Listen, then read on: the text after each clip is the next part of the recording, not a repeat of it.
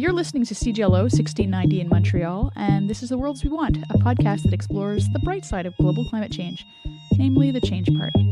This is Cheryl. This is Tristan, and this is episode 9. In our last episode, we talked with author and professor Andrew Hoffman, who wrote the book How Culture Shapes the Climate Change Debate, which got us thinking about culture and perhaps the inverse proposition, how climate change, as well as the systems that have caused it, affect culture. With this in mind, I returned to a book that I read some time ago that, like our little show, attempts to highlight a positive movement that has been underway for some time now. The book, Blessed Unrest by Paul Hawkins, considers the millions of people who are working on developing better, more just worlds around the planet. He proposes that this massive, unnamed movement has three main roots: environmental activism, social justice initiatives, and indigenous cultures' resistance to globalization. This latter proposition suggests that global sustainability is in part tied to the many groups of people whose indigenous lands represent some of the biggest sanctuaries of life on Earth. This intense pressure to commercialize the many riches found on these lands is a very clear thread across Canada and is at the root of many indigenous struggles around the world. We may be biased, but Canada's a pretty special place. As Montrealers, we hear different languages spoken all around us, and we know and love people who come from different walks of life. Some of these people's kin have always been here. Some have just arrived. Some people arrived seeking a chance at a better life. Some people's ancestors were sent here by force. Increasingly, young Canadians share a mix of these roots. Regardless, the longer a people are here, the greater the pressure is to take on the dominant culture. Admittedly, this dominant culture has been partly co-created by the mix of people that have been here, but there are forces that make it difficult for this to be an even co-creation. For example, the very practical need to understand each other means adopting different languages, and this can lead to many abandoning their ancestral languages over time. Increasingly, there is a sense that we may be losing some important knowledge as cultures shape and change in response to one another. Cultures are, in very simple terms, the accumulation of generations of adaptations that allow people to survive their particular environment.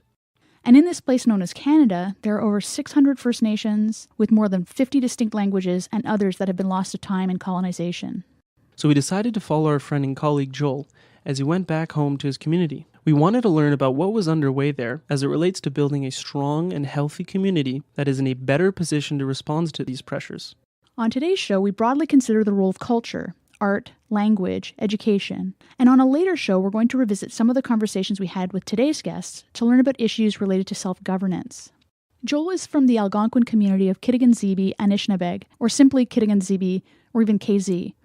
There are about 3,500 people from this community, which neighbors the Quebec town of Maniwaki, but only about 1,500 people live on the reservation like Joel and much of his family. Kitigan-Zibi is located about 130 kilometers or 81 miles north of Ottawa. It's the largest Algonquin community in terms of population and area, being roughly 184 square kilometers or 71 square miles of rolling hills and dense forests that are broken up by hundreds of freshwater lakes. We were pretty lucky that our visit coincided with the KZ Powwow. The KZ Powwow website states that the Kitigan-Zibi traditional powwow brings together many First Nations people from across Turtle Island. It's the one place that you can truly see and hear all the different types of dancing, singing, and the languages that make up First Nations communities. For the first part of the show, we learn in particular about the educational system at KZ, which is unique in many ways. We figured this was a pretty good place to start, knowing that education plays a central role to cultural acquisition. You'll note that a number of today's interviews were conducted outside. It was cloudless, sunny day, so we did catch some wind, as well as the distant sound of drumming. In editing, we did our best to get rid of the wind while keeping the drumming. We first sat down with this man. My name is Gilbert, and I'm a member of the Kitigan-Zibi Anishinaabeg First Nation. All modesty aside, Gilbert Whiteduck was trained as a social worker and has worked for decades as an educator and eventually as the elected chief of the Kitigan-Zibi Anishinaabeg First Nation. He's retired from that position now, but remains an active and vocal member of the community. Gilbert provided us with some background on the community to contextualize where KZ is at today. Early on, when the community was developed here in 1853, so we're a pre-Confederation community, the federal government or the governments at the time, were putting schools into the community. Until the 1950s, because that's still the residential school era from the 20s on, And then around your mid-1950s, they decide, well, this is not working well. Not working well in the sense that we're not assimilating quickly enough. Residential schools are not working as well as they thought. So they decided that there was going to be an integration era. Integration meaning that we would be put into provincial schools. So for about the mid-1950s, the kids from the res slowly are being transferred to the provincial schools. And all along, we're having difficulty in those schools. It's not working. Few people are graduating. There's a lot of racism. We can't find our identity there. So in the late 1970s, I'm sure some of you may or may not remember, probably not, Bill 101 in Quebec appears. And the Quebec government wants to force us as Indigenous people to go and apply for a license in order to attend English school. And we say, why would we have to apply? It's bad enough we have to learn English or French. We're not going to apply. We're the first people. So we begin a bit of a movement or a protest and saying, look, maybe we can work this out. We believe it could be worked out with a local board, but it doesn't. So from late 70s, we decide, well, it's time that we take control of our own school. So we do a lot of work to lobby the government. From the late 70s, so 1980, the school opens here. And that was huge for the community because we were taking control of our lives. That was the autonomy we had been seeking for a little bit anyhow. But at the time, we only had kindergarten to secondary 1. We still believed that we could work with a local board. We still believed that, why not? And I always recall, and I've shared this story often, we had gone to the school board, to the full school board, and I'd gone with a group of parents in the community.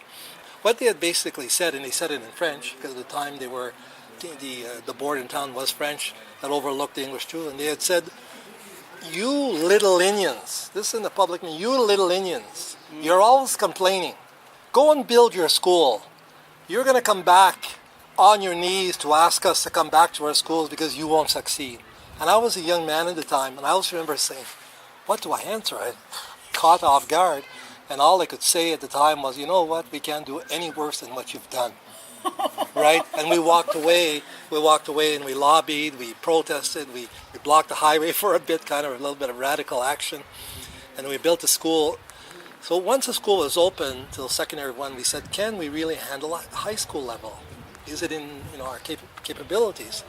And in the end, we went back to the board to see if we could work out something, same old, and then we added one high school year after that until 1985, where we had our own graduates from the school with our diploma. Yeah. We're only one or two schools in Canada who issue our own high school leaving diploma that is accepted by CEGEPs, because I went out to CEGEPs in Quebec. So the word CEGEP refers to a publicly funded pre-university and technical college in the province of Quebec's education system. I went out to community colleges in Ontario and said, would you accept our students with these credits and whatnot? And they said, yeah, but you better not miss your shot. You better make sure your first graduates are going to be able to continue. And since that time, many people, Joel among many others, have gone on to do wonderful things. Literally 98% of the teachers in the school year are Indigenous people, our police force, our nurse, our band office, and that was part of taking control a little bit of our lives, taking control of our culture, in order so that we can teach young people to the best of our ability. Not only to say, I'm going to stay in my community, hopefully we're preparing them for the world. That when you're leaving your community, you feel it in here, you feel it in your heart. So when you're meeting other people, you use all of the teachings of respect and honesty and bravery and all of those things, and you can communicate and be able to listen to other people to make the world a better place in the end. That's what it's about. So it's not only about coming back. Often we hear that, oh, you want the young people to come back? Sure. But you know what? If they end up in Paris, if they end up in California, wow, as long as they're passing on the message, passing on who we are as Indigenous people to this land and how we are connected. Could you talk a little bit about what Indigenous education means at this school in particular? Like, how is that different from the education that these students would have received otherwise? Well, an excellent question, because the challenge we've always had was to have the resources to develop that kind of Indigenous education in a way on the land, the education are connected to the land. But at the same time, we needed to prepare students for post-secondary institutions. So all of the major subjects, we had to make sure that those.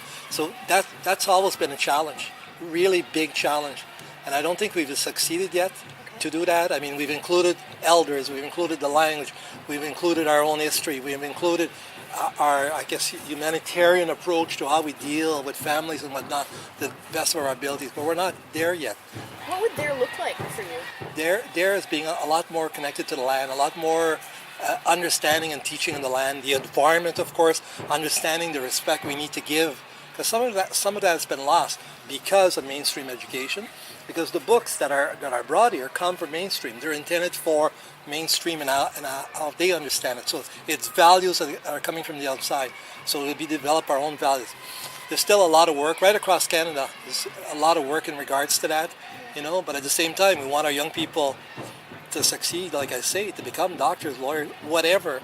And I always maintain here that when young people graduated, I would say whether you decide to go to university or not, I hope you do, but if you don't, but if you're a good person, a caring and loving person, and you're giving back to your family and all that, that's fine. Mm-hmm. If you're living a balanced life, you're no less than the person who has these university degrees, because that's what counts at the end of the day, the love that you carry. He talked about some of the exciting academic work he's had a chance to witness in the community and how this kind of work can facilitate the community's future direction. A while back, a year or two ago, there was two young people going to Carleton. One was doing her master's degree, and what she was examining, for example, is the values that exist in the community today. Are they common values, and where do they stem from? And what allows us to be who we are and the way we live? And it was very deep, and they were meeting elders, and they only went so far. I found that, fascinating. I found it, rewarding what they were doing, and I encourage them to continue that, because it's something we haven't looked at. Because again, we've been busy living and getting, to do things. Let's hear from one of the graduates of the KZ School who, like many others, has found a way to give back to the community and build on the momentum of the work of Gilbert White Duck and others. So Kwe, Anita Tanasco and Indigenous. My name is Anita Tanasco, and I'm the Director of Education for Kitigan Zibi.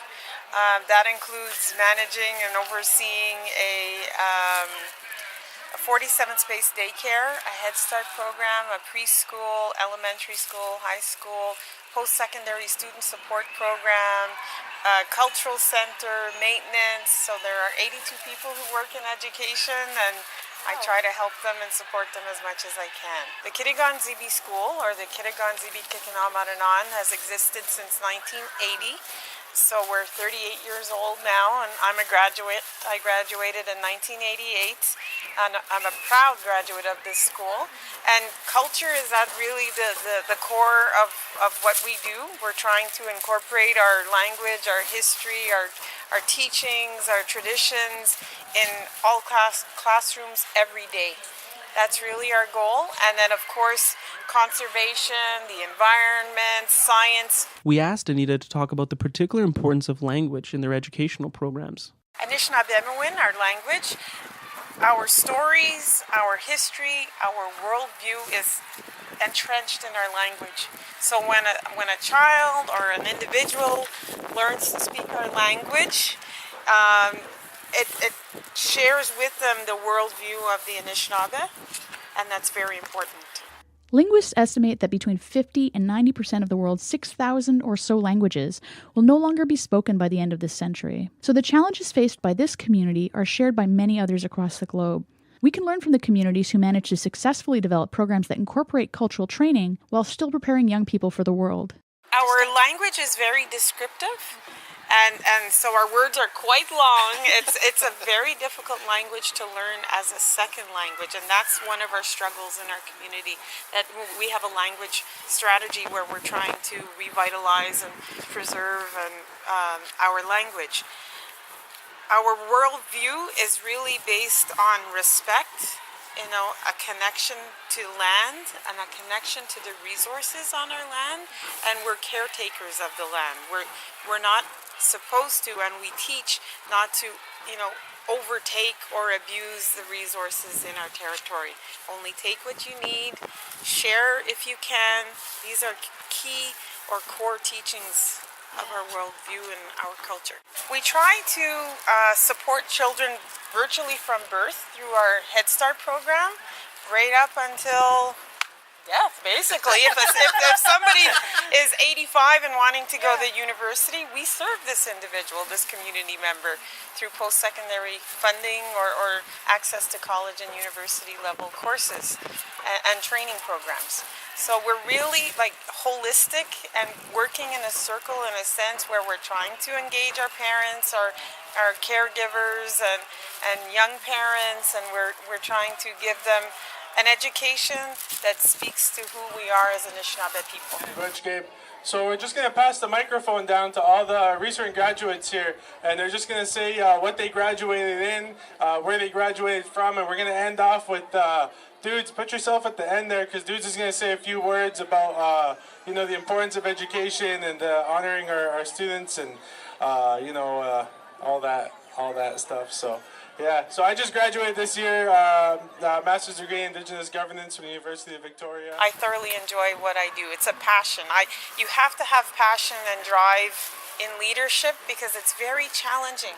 We have so many competing demands in our communities, housing, water, and so many competing issues.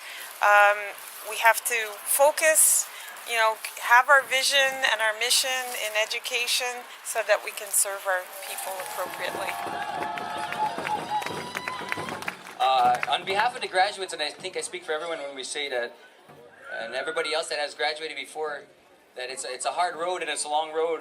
And if it wasn't for our families, we wouldn't be where we are today. So I'd like to say Kachimigwech to our families, and not only for our families, also to our communities where we come from. Because without you guys' support, we would not have made it also. And if those of you who know my story of where I was before I went to medical school, you would all know that if Kitigan Zibi had turned her back on me, I wouldn't be where I am. I would probably be back where I was before. So I'd like to say Kachimigwech to Kitigan Zibi and to everybody else, Miigwech. Having our students connected as a community within our school setting and the larger community in Kitigan Zibi, connecting them with our traditional territory and land-based activities is key to overall health, well-being, and our sustainability. I firmly believe that. It's positive all the way around. We make a well-rounded person when we can ground them with, teachings and knowledge that pertain to our territory. Thank you so much, graduates. We received instructions from Shadi for the head dancers to make a line, and all the graduates could follow behind. Now we're really going to challenge you. We know the education was a challenge, but this may be another different kind of challenge here. So we're asking all the graduates to bless us here, bless these grounds with a song, a dance. We're going to Black Bear. Hit your drum one time so I know it's real. They've received instructions, ladies and gentlemen. Black Bear, if you will.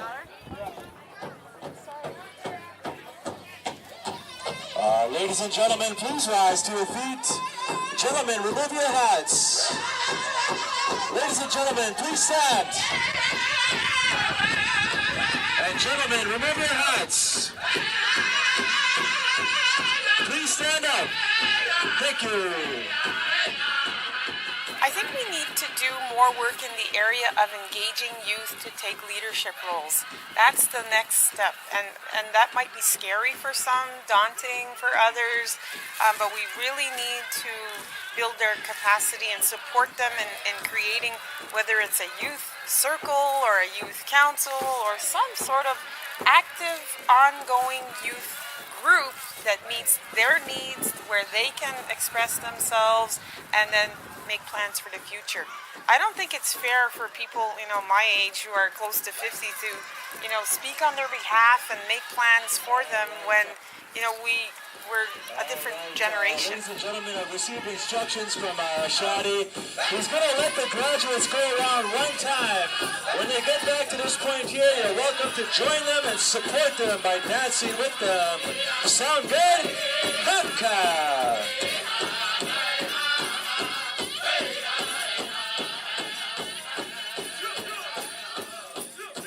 That was Anita Tanasco, Director of KZ Education Sector.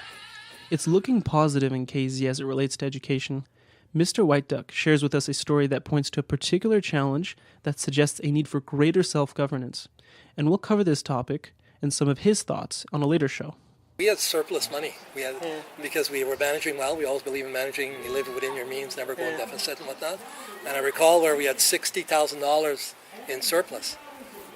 I had approached the government and say, well, we'd like to build a library. Yeah. They said, no, you don't need a library. I said, we have to have our kids read. We want them to read. No, we don't think so. So we said, screw them. So we took the money, built a library, bought books and whatnot. So they came to visit one day, and I said, there's the library. And I said, if you want it, get the tractor trailer, jack it up, put it, and bring it back to Union Affairs in Quebec City. That's what you want to do. They couldn't do anything. It was built. Right? It was Yeah, good. But it's been those kind of challenges, and that takes a lot of energy on the part of everyone, and because there's always the fear that the money will be withheld, because they still hold that power. If you don't send in a report, sometimes a report only has 3 or 4 words, and you may have forgotten to make that report.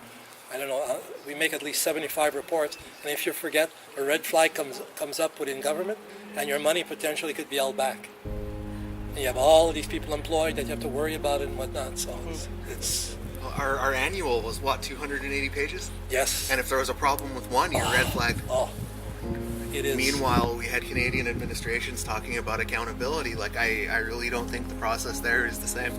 But yeah, I saw it happen. A 280-page document prepared by our accounting team, which is off reserve, by the way. So it's not like we were fudging our own books or something. One page had a problem, and we were contacted and said, you're cut off. While we were at the powwow, we got a chance to watch traditional dancers, beautiful regalia, practice traditional forms of dance with their friends, family, and with people from different nations around North America. We wanted to understand more about this practice, so we talked to Joel's friend, Renee Racine. Well, my name is Renee. I'm a member here at Kitigan Zibi. I started dancing, it's been about 4 years. I was dancing as a youth, but the protocols of dancers following the Red Road, and what the Red Road is the Road of Sobriety. So in my teen years, I fell hard. I fell hard into drugs and alcohol. And it's been 6 years now that I took myself in hand. And I jumped back into my regalia and started powwowing again and finding my true family on a powwow. Dancing to me is, it means the world. I dance for the people who can't. I dance for the babies, for the women who can't be part of the circle with us. But at the end of the day, I dance for myself. The pride that I carry in my feathers. When I wake up in the morning, I take a look at my feathers, my bustles, and I always say a little prayer with them to be thankful for another day above soil, because we never know when our lives can be taken, especially drugs and alcohol. I've lost a lot of good friends in drugs and alcohol, so as I dance, I try to promote a drug and alcohol-free life. My kids, my wife have joined me into the circle, and nothing but beauty, nothing but nice things that come. And it's the same thing with the drum. As a drummer, the protocols of a drum is we ask minimum of 4 days of sobriety before touching the drum. To be clean around the drum, to have respect with each other and the other drummers around. That's the main thing, is the respect. The power that comes when people reunite like this, it's unreal. We could go do anything. We all have our own stories as men traditional dancers. We all have our own stories. We tell different stories. It's either a lost one, a love story, a battle story, a hunting story. They're all different stories when we dance. So that's what we do here today, is we share these stories with others so they learn, especially the youth. We also talked to this young woman. Yeah, so my name's Julianne Zuma.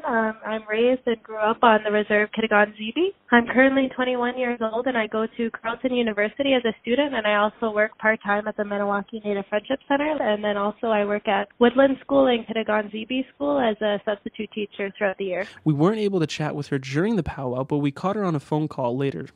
So I actually danced 1 year when I was a lot younger, maybe around the age of 8. But within my family, we lost a lot of our cultural knowledge, as my grandmother is a residential school survivor. So after that experience, she was kind of ashamed of being an Anishinaabe, and she did pass along a lot of the traditions to my mom specifically, and also my grandfather to my father. So we were lacking a lot of the knowledge on how to make the regalia, the teachings of the dances, and so on. So when I entered the circle for the first time when I was about 8 years old, I experienced a lot of criticism, and I believe that has to do a lot more with where our community was at that point with all the trauma that we experienced from the residential school era and so on. So once I entered the circle, I was very judged for my outfit, for my lack of knowledge of the teaching. So I decided to exit the circle, and then lately just working at the Maniwaki Native Friendship Center. A lot of my coworkers are dancers, and they had a lot of knowledge to pass on to me. So whenever I have the chance to get that knowledge, I'm more of a listener, I would say, than a speaker. So I was able to catch on to a lot of the teachings and found my courage to enter the circle again. To me, I see the powwow as more of a celebration and a gathering of nations. So in that sense, anybody is able to come together and dance, and that's both Indigenous and non-Indigenous peoples. But there are certain dances where are more ceremonial, in my opinion, and from the teachings I've got, that take more responsibilities to it. So for example, when I'm a jingle dress dancer, sometimes I dance contemporary, where it's more for the dance styles to get people incorporated to enjoy the dance. But then sometimes I'm a jingle dress dancer and I take on the role as a healer. And that's an entirely different aspect, which is very ceremonial, and it takes a lot of responsibility. And it's a big role to take on when you're trying to heal a certain person, family, or nation. I believe we're getting a lot healthier as a community and a lot more, revitalizing our culture in a sense where we encourage a lot of our community members more than we have in the past due to, not that we were a negative community in the past, but just we were struggling with our own experiences of trauma that came from our intergenerational trauma from grandparents, etc. Well, we both grew up in KZ, and it seems like today there's been a real resurgence in popularity among this kind of stuff for young people that wasn't there when I was a kid anyway. Yeah, and I always remember growing up just with my grandparents, and I was always like, why didn't you teach me this? Why didn't you teach me that? But it takes just a really better understanding of our history, and I'm happy that we are where we are right now, in a place where we could just revitalize our culture and encourage our youth. That was Julianne Zuma. We've shared some photos of Julianne and Renee in their regalia in the show notes. You can check those out there. For the second part of the show, we're going to share with you 2 conversations we recently had with artists who are doing a range of work that challenge stereotypical depictions of First Nations people. We'll start with a phone call with this guy. Kwekwe, hello guys. My name is Jay Odrick. Some of you might know me as Joel Odrick's brother. I'm an artist and writer from the Kitigan-Zibi and Anishinaabe community. I've worked in comics, television, and children's books. Most recently, I illustrated Robert Munch's Black Flies, which was a #2 bestseller throughout most of last summer. I created the character Kagagi the Raven. That was a graphic novel that was later adapted into an animated series. He's a busy guy. We asked him about something that he takes time to do almost every day, which is to share an Algonquin word of the day on Twitter. Joel, do you know Norman Odrick, sometimes called Samson on the reserve? I'm pretty sure we've met. Yeah? Okay. Yeah. You're familiar with him. Okay, so he's my father. He's also Joel's father. And him and his siblings, their first language was Algonquin, but we never had the chance to learn. So, I mean, you pick up a little here and there, but, like, not enough to really hold an actual conversation. So I don't remember how I started doing just text-based Algonquin word of the days, but I think it was just at a certain point being like, okay, look, I just want to practice the words that I know and use them and jog my memory a little bit because I'm kind of losing it. So I started doing an Algonquin word of the day in text on Twitter, and that later transitioned into, we did 3 different series that were like digital flashcards with an illustration accompanying the word every day. And those are really cool. So it's something just that I can try to do because there's a lot of people who don't have an inroad to begin learning the language, and there's a lot of people who would like to learn, or people who are in the same position as me that know a little bit but are scared they're losing it. So it's just a way to bring people together and share the language. And one of the things that's really cool with it is that we've had people from Hawaii, or we've had people who are Mohawk speakers or Cree speakers say, when I post a word of the day in Algonquin, they'll say, oh, this is our word for that. So it brings people together, and we all get to share and learn. That's really awesome. Can you talk a little bit about why language is important? Well, I'll give you a little story instead.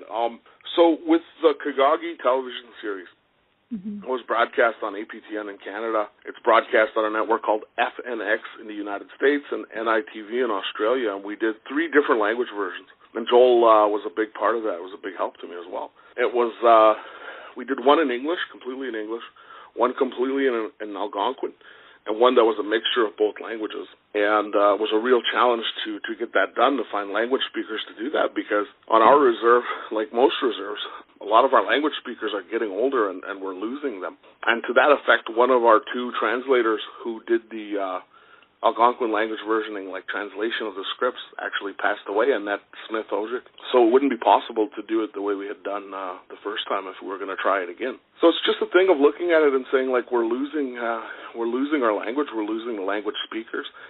And so for me, the idea was we're going to do this show. It'll be cool. Kids will want to watch it. It'll be hopefully exciting and dynamic and fun.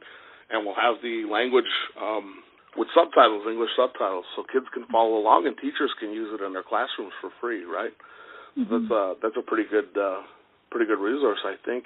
So one of the things with that is I think a lot of the time we're not really cognizant, or as cognizant as we should be, of the idea that unless there are words for certain things in a language, we might not have a concept of it. So, for example, when we came to creating Kagagi, one of the challenges we faced is that not knowing the intricacies of the language at a deep level, I was writing words into the scripts that had no direct translation. So, as an example, in the Algonquin language, there's no word for war. So if you were just to apply that to our society, how would society be different if there was no word for war? And think about the power behind that. Language colors so much of our culture, and it gets into our the very capability of us to conceptualize something is defined by our language. When we were writing the scripts, Kagagi is very close to Spider-Man, if you're familiar at all with Spider-Man. Mm-hmm. So as he's fighting villains and monsters and things, he tends to crack wise and try to get them off their game by throwing around some insults and stuff.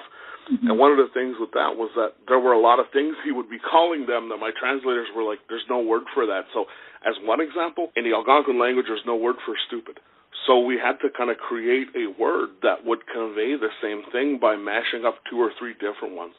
So if you just think about, like, what impact would that have on our society if there was no words for, say, for example, stupid, or there was no words that we could use to insult each other, how much better we'd all get along and how much better life would be, maybe.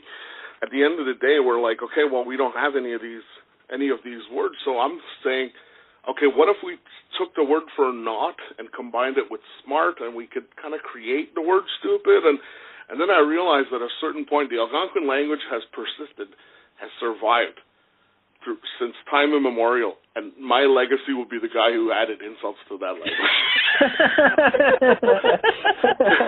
How will you be remembered, right? Oh, no. Yeah. Kagagi is a story. It actually begins with a legend I was told by an elder named Mike Shabbat in my community. Are you guys familiar at all with Wendigo? Yeah.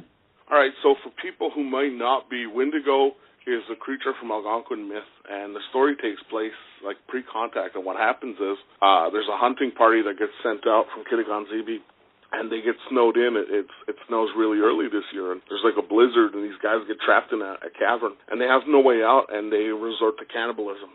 And one of them survives, and he becomes this cannibalistic monster known as the Wendigo. And my crazy ass looked at that and was like, let's put that on a kid's show. Cannibalistic monsters are fun. And so what happened was, the Wendigo, there was a thing that Mike had told me that I thought was really interesting, and it was really kind of cool, was that with Wendigo, if Wendigo bit you and he didn't completely consume you, if he just bit you and you lived, you would turn into a Wendigo yourself. So it's kind of like zombies, and I was like, wow, that's really cool. Like, I'd never heard that before. So the story goes that Wendigo had bitten a bunch of people, and they in turn bit other people, and these Wendigos were basically overrunning the countryside. So the Anishinaabe had to team up with these people. They're called the Little People of the Forest, the Pagwajinani. And they teamed up with the Pagwajinani. They said, look, the Wendigos are going to take over unless you help us fight them. And the Pagwajinani and the humans got together in the Anishinaabe, and they went to war with these Wendigos. And I was listening to this going, this is like Lord of the Rings style, like, scope, right? Like, this is crazy. Kids should hear that, because all we ever see as Native kids is like really other people's myths, and we never see how cool our own can be, I think, on TV. So basically, the Wendigos are defeated, the Wendigo himself is defeated, and the Pugaginini, who we don't see on a day-to-day basis because they don't leave the forest anymore, they basically tell the humans, look, you created Wendigo, he was your problem, and a bunch of us died trying to stop him, so you're on your own if he ever comes back. We're going to the forest, you're never going to see us again. And the humans kind of go, okay, what are we going to do when Wendigo comes back? So to that end, they create this hero using a very small piece of the actual raven spirit called Kagagi. Kagagi means raven. And they put it into a man, and the power is handed down from father to son. So in the modern day, there's this kid named Matthew who lives in a city much like Toronto, we'll say, and he realizes at one point that he's starting to manifest these powers. And the Algonquin hero Wiskajok comes to him and tells him, look, you've inherited the powers of Kagagi, and you have to use it. You're the champion of your people. You must defeat the Wendigo. And Matthew's like, what are you talking about? Because he's not familiar with his own culture. He's grown up in a city. He's never been to his home community. So Matthew, if he's going to survive this challenge, has to learn about his culture and his background, and it's a neat way for kids who maybe live in a city who don't have access to a lot of info about their culture to get a foothold, to get an entryway, and to learn about these things like Wendigo. I know you're in there somewhere, Kagagi. I sense you. And some of the language, and Wiskajok and the Pugaginini, and learn about Algonquin culture. While at the same time watching just a cool, kick superhero monster fighting show. We asked him to talk about how this first of its kind, partially self-funded show was received. The show would air Sunday morning, I think at 9 or 10 a.m. And every week when the show would air, I would get tagged on Twitter, on Facebook by parents. Sometimes it would be during the intro theme. We licensed music by a tribe called Red, so Electric Powwow Drum was the intro we used for the show. And every week I would get tagged in videos of kids dancing to the theme, or there was one week where there was a kid on a swing and the kid was pretending to fly, going, I'm Kagagi, as the parent was pushing him on a swing, and just really cool because I think for a lot of kids this was the first time they saw a character, a superhero character that looked like them and felt like them and talked like them. It wasn't a huge stereotype. That was cool, and he was their guy. I know when I was a kid, and I'm going to be dating myself a little bit here, when I was a kid, the only Native superhero I had ever seen was, I don't know, are you guys at all familiar with something called the Super Friends? So no, not on my end.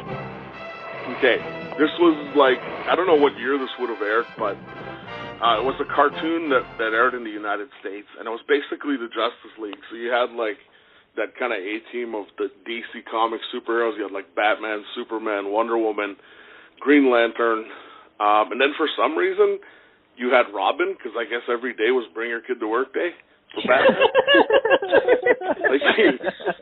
So there was that, and then they also had Aquaman, just in case someone needed to talk to a flounder or a tuna that day.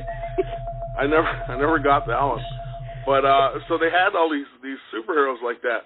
And I guess at some point they kind of realized that they were basically hosting the White Sausage Party every week on TV. Because there was only one woman, right? And everyone was white. So they were like, well, we need to diversify. So to that end, they did the reasonable thing that anyone would do. They got a bunch of white writers together and said, create some ethnic heroes, because how can that go wrong?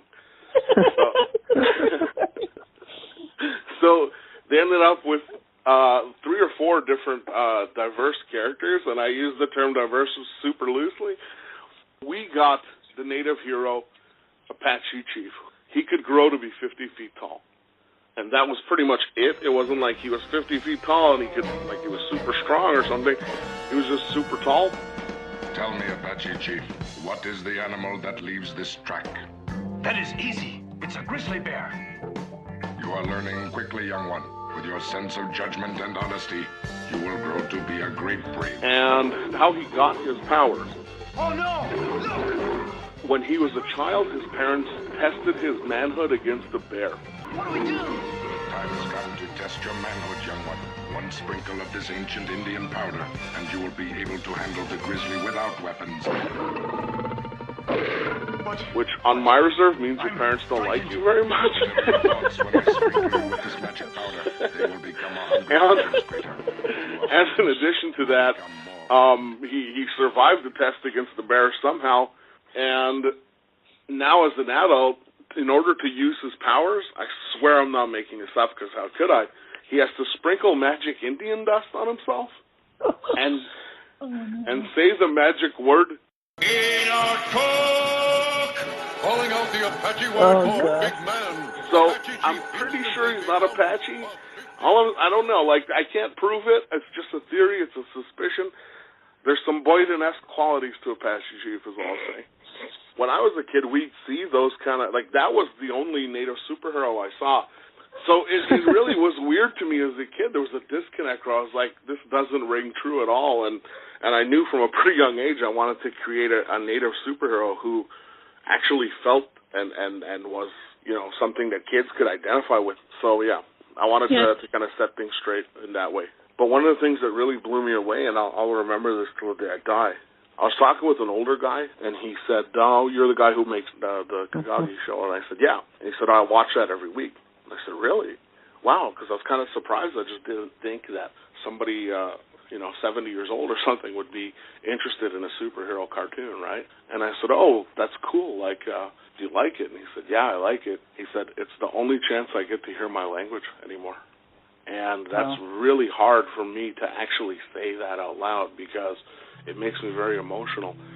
But when you think about that, you're like, yeah, that's why we have to do things like that. Because even though it's important that we give kids an entryway into the language, at the same time, there are a lot of people out there who just don't have access to it at all anymore. So it's something we can do to try to, I hate to say to keep the language alive because I find that sounds so pretentious, but it's just something we can do to keep the language in use. And at the same time, I'm trying to do these things with, like, Black Flies, where I met with a grandfather in Toronto at Word on the Street Literary Festival last year, who was Indian from India. And he said, this is my grandson's favorite book, and he had a tear in his eye. And he said, he told me it's the first time he saw a kid in a book that looked like him. And that's just really mind-blowing to me, but we're finally getting to the point, I feel like, where we're starting to see a more diverse range of products and characters being offered, and publishers and content providers are starting to understand that maybe the idea they had that people of color are stories about characters who are underrepresented are going to be more well-received than they believed, like, even a couple of years ago. We've been trained, we've been taught for decades, if not longer, to concentrate on how we're different. And what we need to start doing is finding ways that we're the same. That's how we grow. That's how we come together, is by sharing our stories and our history. And because at the end of the day, that's how we build bridges and that's how we connect. Yeah, and I think the fact that we all hate black flies. There you go. There you go. I still have bites from our time. Yeah, me too. I still have bites. Oh yeah. That was Jay Ojic, artist, storyteller, and a man of many hats. Our next guest is this woman. My name is Skawanati. I'm an artist, also the co-director of Aboriginal Territories in Cyberspace, and I'm the coordinator of a partnership grant called the Initiative for Indigenous Future. Skawanati, unlike our other guests, is not Algonquin, as she is a Mohawk or Ganingahage multimedia artist who does very interesting contemporary art projects addressing issues of identity, culture, and science fiction. We sat down with her last week to talk about her work. Aboriginal Territories in Cyberspace is a network of artists, technologists, and some academics as well. We started in 2006, and my co-director is Jason Edward Lewis, who's also my husband. And we started it because we wanted to make sure that Indigenous people were participating in cyberspace. And by cyberspace, we mean websites, chat rooms, virtual reality, machinima, video games, and whatever else is coming. A machinima is a movie made in a virtual environment. We felt that in the past, basically, our people didn't have access to technology at the same time and rate as the dominant society. And so what ended up happening is that people, mostly white men, had say, a camera, and they would take the pictures of us, and then they would tell their stories about us. And that's where some of the stereotypes that we now know arose from. The advent of the internet, it was sort of the first time that Indigenous people could jump onto that new technology kind of at the same time as the rest of the population. And that's what we feel we're still seeing. So we felt there was an opportunity for us to affect the actual medium. Of course, to tell our own stories, but also to perhaps affect the look and feel of the internet itself. As we were making sure, encouraging people and ourselves to learn new technologies, we started to think about new technology as a metaphor for the future. Both of us were huge science fiction fans, and I have been all my life, but it was somewhere, for me, it happened in my 20s, I think, that I was like, hey, there are no brown people in the future.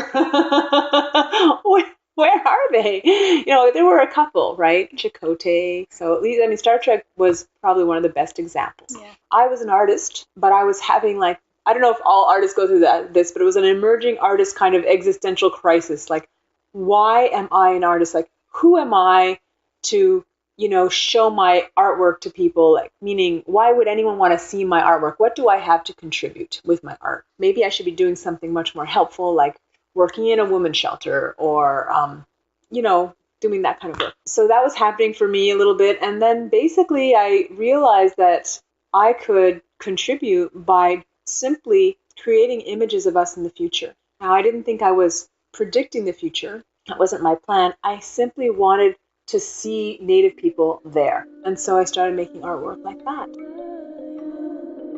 Slowly, Jason and I realized we needed help. We needed more people thinking about the future and making images, and not just images. They needed to make policies. We needed to have plans. We needed to think about, what is the future of food from an Indigenous perspective? What is the future of law? What is the future of health? And so we created the Initiative for Indigenous Future. Now, we created it thanks to SHRC.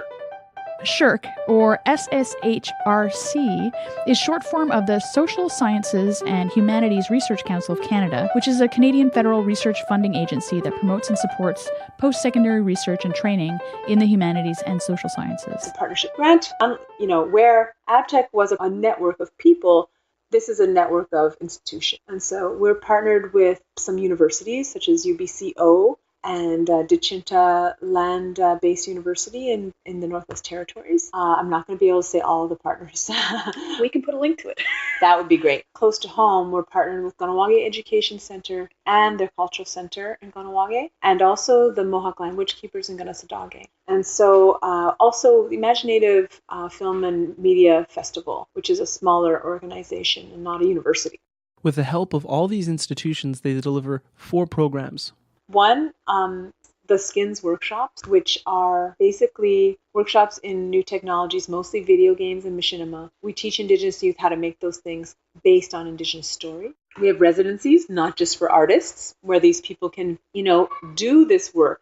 Either come to us and do it, or do it at home, or we're very flexible, but basically have a project in which they focus on the future. We have the Future Imaginary Symposia, which is a series of symposia where we just can all talk about this stuff and talk about the things created in the residencies. And we also have an archive. The visions that you've created, how do they challenge some stereotypes? Generally, my characters are really smart, I think. They're active, they're politically aware, educated. Hunter is strong, good looking, sexy, different skills that are enviable to some. For example, he can, walk the high steel like his ironworker ancestors, He can paddle a canoe really fast, I think they challenge stereotypes by being these awesome people that are alive and living in a contemporary or futuristic way. I mean, if you think of a Native person, or if I say the word Indian to you, I bet you anything that 9 or 10 out of 10 people are going to think of a photograph by Edward Curtis. They're going to see that sepia-toned, beautiful photo of a beautiful human being wearing feathers and buckskin. That's cool.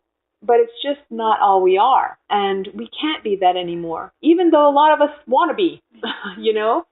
At least we can't be that in the near horizon, I don't think. You know, we have to get over this hump first. And we like our microwaves, I think. Yeah. I think there's, I like toilet bowls.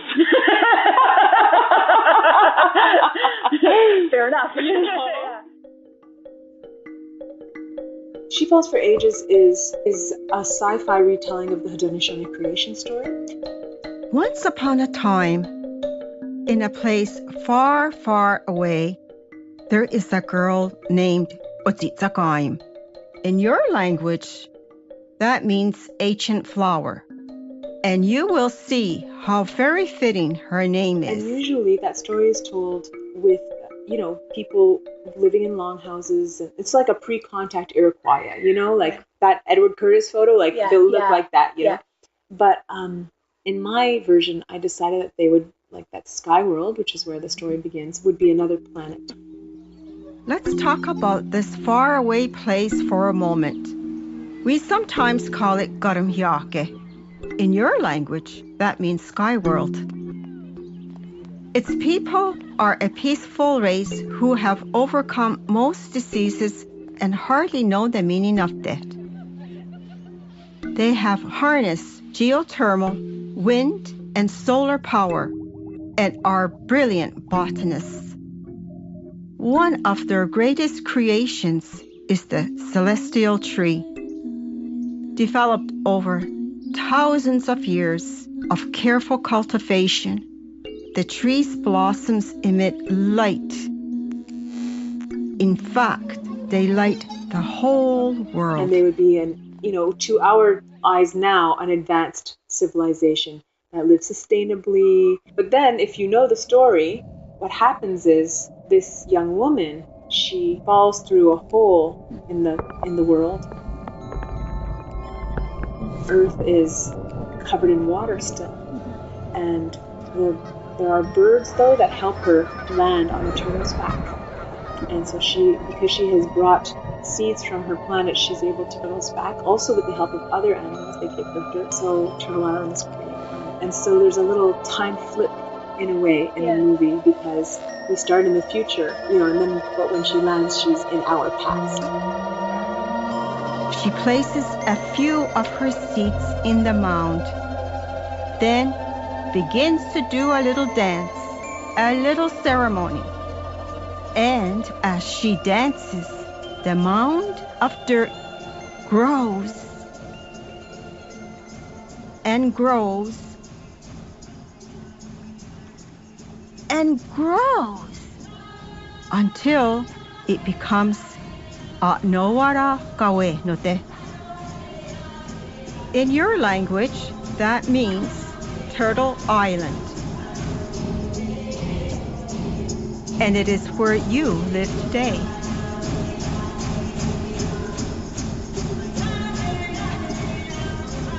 I'm very optimistic. I'm very optimistic that we will overcome our gluttonous overconsumption, because I do believe there's plenty of room on the planet for all 4 or 6, however many billion of us there are now. I do, because I fly over this country and I see all the empty spaces, and I just think about even how cities are working now. There's room enough for everyone. What we just need is the will to be inclusive and to not have a scarcity mentality. So let us know what you think. You can reach out to us on various social media platforms, Facebook, Twitter, Medium.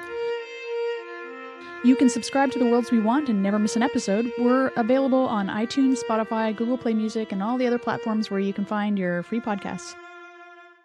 If you can, leave us a review so that others might find the show. It's a volunteer-run venture at the moment, so we do appreciate the support we've received thus far.